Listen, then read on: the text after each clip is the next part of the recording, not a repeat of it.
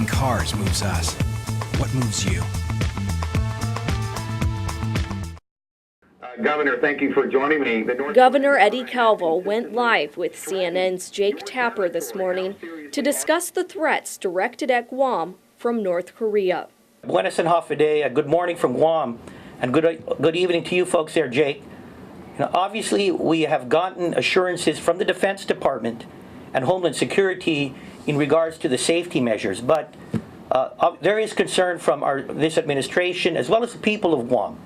If you were to take a look at a map, Korea, the Korean Peninsula, is about 3 hours flying time from Guam. It's about halfway the distance it is from Guam to Hawaii. Tapper asked the governor about the missile defense system being deployed to Guam and his faith in the U.S.'s ability to protect the island. Are you confident that they will protect you 100% from any threat? There is a defensive umbrella that has been set up from the Korean Peninsula all the way to the Western Pacific. And of course, you've heard recently about the THAAD system that will be deployed to Guam.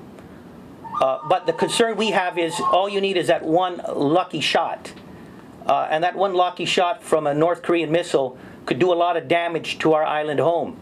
In his interview, the governor highlighted Guam's strategic importance to the United States, as well as its unique position as a territory in the Pacific. A little history for Guam, by the way. The Mariana Islands and Guam are the only American soil in this part of the international dateline. It's Friday. We are the only American territory, organized community that has been invaded and occupied by a foreign force since the War of 1812. That occurred in 1941. And so there is first-person and second-hand accounts of what happens when America lets down in their vigilance and American land and American people are not protected. So we are deeply concerned. As far as the preparedness of Guamanians in the event of an attack, Calvo said that while there doesn't seem to be any panic here, the island's people know how to prepare for a disaster.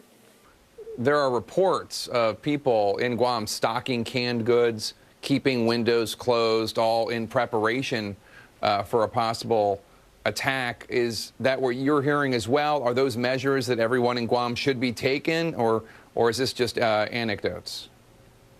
That may be just anecdotes. We do know that in Guam, because we are in Typhoon Alley, we have a population, and we have a fairly experienced Homeland Security and civil defense agencies that deals with emergencies such as typhoons. So with that, there are folks that may be taking precautions that you would take as a result of a typhoon scare. All right, Guam Governor Eddie Calvo, thank you so much for speaking with us this evening where I am and this morning where you are. Thank you.